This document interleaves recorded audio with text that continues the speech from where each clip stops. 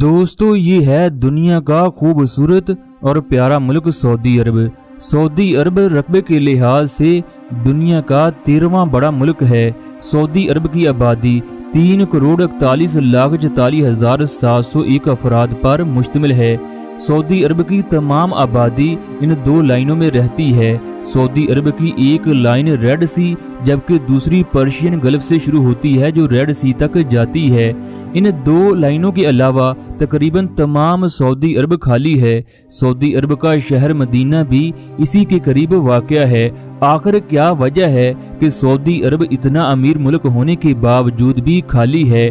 इन तमाम बातों को जानने से पहले हमें सऊदी अरब को जोग्राफियाई लिहाज से समझना होगा। सऊदी अरब के बारे में बात करें तो ये आपकी सोच से बहुत बड़ा है। यूरोप के बेशुमार इलाके इसमें समा सकते हैं। यही वजह है 3,41,00,000 वाला मुल्क थोड़ी सी आबादी की वजह से खाली है। अभी सऊदी अरब की आबादी तेजी से बढ़ रही है। 1970 में सऊदी अरब की आबादी 62 लाख थी जो बढ़कर 2024 में 3,41,00,000 के करीब पहुंच गई। इन 55 सालों में ऐसा क्या हुआ कि सऊदी अरब की आबादी तेजी से बढ़ी? सऊदी अरब को जोग्राफियाई लिहाज से देखा जाए तो सऊदी अरब का बेशुमार इलाका सहरा पर मुश्तमिल है। जॉर्डन के बॉर्डर के साथ अन-नफूद नामी सहरा है जो 40,000 स्क्वायर किलोमीटर पर मुश्तमिल है। इराक के बॉर्डर के साथ दुनिया का खतरनाक तरीन सहरा रबल अल खाली है जिसको इंग्लिश में एम्प्टी क्वार्टर कहा जाता है। अगर आप लोग गूगल मैप से इस एरिया को देखें तो आपको इस बात की समझ आ जाएगी कि इस एरिया को एम्प्टी क्वार्टर क्यों कहा जाता है। इसकी बड़ी वजह इस इलाके में आप लोगों को कोई रोड, कोई पहाड़, कोई बिल्डिंग, कोई कस्बा या गांव नजर नहीं आएगा। ये जगह रेत के तूफान इस कदर बड़े होती हैं कि हर चीज रेत में दब जाती है। दोस्तों अगर कोई आदमी एक बार एक जगह रास्ता भूल गया तो उसका जिंदा बचना मुश्किल है। गर्मियों में इस इलाके का टेम्परेचर 50 डिग्री जबकि सर्दियों में ठंड की वजह से -5 डिग्री तक पहुंच जाता है। इस इलाके को रेत का समंदर भी कहा जाता है। इसी गर्मी की वजह से यमन ओमान के साथ बड़ी कम तादाद में तजारत होती थी। ओमान और सऊदी अरब का बॉर्डर 650 किलोमीटर एरिया पर मुश्तमिल है जबकि यमन का 1300 किलोमीटर एरिया पर बॉर्डर मुश्तमिल है। लिहाजा ज़मीनी रास्तों से इन इलाकों में जाना बहुत मुश्किल है। 1931 में पहली दफा एक अंग्रेज मार्क इस इलाके को अबूर करके अमान में दाखिल हुआ। 2018 में पहली बार सऊदी अरब ने अमान के साथ तजारत के लिए सड़क बनवाई जिसकी लंबाई 725 किलोमीटर है। इससे पहले जो लोग बाई रोड सऊदी अरब जाना चाहते थे तो उन्हें दुबई से गुजरना पड़ता था। सऊदी अरब दुनिया का वो वाहिद मुल्क है जिसका एक भी मुस्तकिल दरिया नहीं। ये भी आपको जानकर हैरत होगी कि Yemen, Oman, UAE, Qatar, Bahrain और कुवैत में कोई दरिया नहीं। पूरे अरब में सबसे ज्यादा बारिशें रेड सी यानी वेस्टर्न कोस्टल लाइन जिनमें सऊदी अरब और यमन का इलाका शामिल है होती हैं। इसके अलावा जंग के खतरात भी इसी इलाके में होते हैं। सऊदी अरब के शहर जद्दा, मक्का, रियाद, मदीना सब इसी लाइन में वाक़या हैं। यही वजह है यमनी हौजी इन इलाकों पर हमले करते हैं। पुराने ज़माने में ओमान, यमन और सऊदी अरब की इसी इलाके से तजारत होती थी जिसको रेड सी लाइन कहते हैं जबकि जद्दा और मक्का तजारत का अहम मरकज थे। मक्का के साथ ही ताइफ वाक़या है जिसका दर्जा हरारत बहुत ज़बरदस्त होता है। ताइफ में सरसब्ज़ शदाब बागात हैं। इसके अलावा लोग ये जगह सैर करने के लिए आते हैं। ताइफ का मौसम गर्मियों में भी ठंडा होता है लिहाजा इस इलाके में लोग गर्मियों की छुट्टियां गुजारने के लिए आते हैं। ये शहर भी पर्शियन गल्फ लाइन के नज़दीक है। इसी लाइन के ऊपर रियाज शहर है। कोई वक्त था रियाज के नज़दीक छोटे छोटे गांव कस्बे मौजूद थे। ये लोग खाना बदोशों की तरह जिंदगी बसर करते। 1932 में जब सऊदी हुकूमत ने सऊदी अरब का कंट्रोल संभाला तो उन्होंने अपने आबाई शहर रियाज को कैपिटल बनाने का हुक्म जारी कर दिया। 1932 में रियाज के आसपास 27,000 लोग आबाद थे।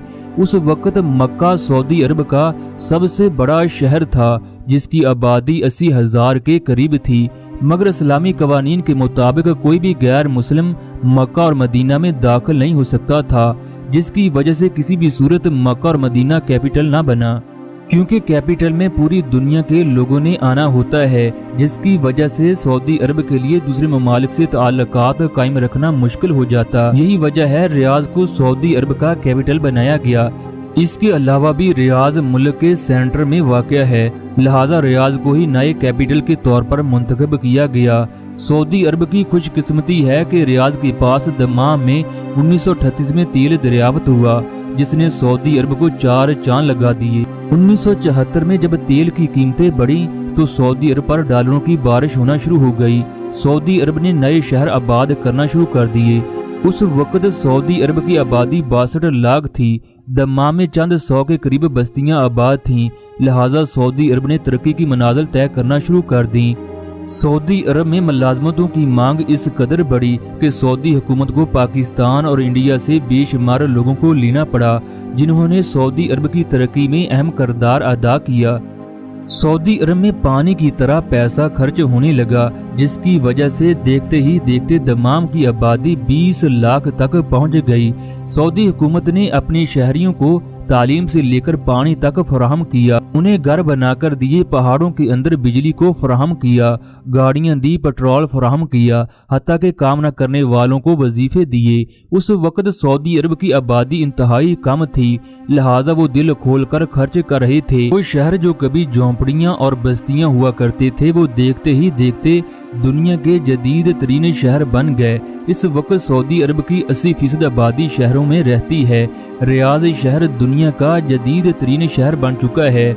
रियाज शहर की आबादी 27,000 से बढ़कर 70 लाख तक पहुंच चुकी है।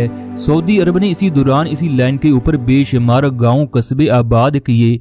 इसी लाइन के ऊपर सड़कें तामीर की गईं, मगर अब ये लाइन सऊदी अरब के लिए बेपनाह मुश्किलात खड़ी कर रही है।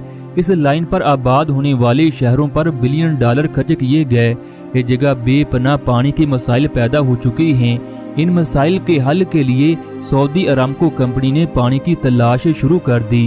बाद जगहों पर उन्हें पानी मिल भी गया, चनाचा उन्होंने बड़े बड़े कुएं बनवाए। बारिशों की कमी की वजह से ये कुएं खुश्क होना शुरू हो गए। दूसरी तरफ सऊदी हुकूमत ने अपने किसानों को खेती बाड़ी के लिए पानी भी फराहम किया। इन्हें आर्टिफिशियल फार्म भी बनाकर दिए ताकि इन्हें दूसरे ममालिक से खाने की एशिया न लेना पड़े, मगर ये ज्यादा अरसा न चला। साइंसदानों ने सऊदी हुकूमत को खबरदार कर दिया कि वो बनाए गए कुओं को बंद कर दे, वरना ज़ेरे ज़मीन पानी की तह बहुत नीचे चली जाएगी। इस तरह सऊदी अरब ने इस प्रोजेक्ट पर काम बंद कर दिया। फिर सऊदी हुकूमत ने एक नया प्रोजेक्ट शुरू किया। उन्होंने पर्शियन गल्फ के साथ डिमालिनेशन प्लांट लगाया। इन प्लांट का ये मकसद था कि समंदर के खारे पानी को साफ करके दमाम और रियाज के इलाकों में पहुंचाया जाए, लिहाजा सऊदी अरब का ये प्रोजेक्ट कामयाब हो गया। इसी तरह रेड सी पर भी 13 डिसैलिनेशन प्लांट लगाए गए। इन प्लांट से समंदर के पानी को साफ करके मक्का, मदीना, जद्दा, ताइफ के इलाकों में पहुंचाया जाता है। इन प्लांट को चलाने के लिए बेपनाह पैसा चाहिए। इन प्लांट को यूरोपियन लोग चलाते हैं, जिनकी बेपनाह तनख्वाहें हैं, क्योंकि उन्हें तेल से इस कदर आमदन हासिल होती है कि वो गूगल, अमेज़न कंपनियां चंद सैकड़ में खरीद सकते हैं। आज अगर सऊदी अरब तरक्की कर रहा है, ये सिर्फ तेल की बदौलत नहीं, बल्कि उनके हुक्मरान अपने मुल्क के साथ खालिस हैं। उनका बुनियादी मकसद आवाम की खिदमत करना है।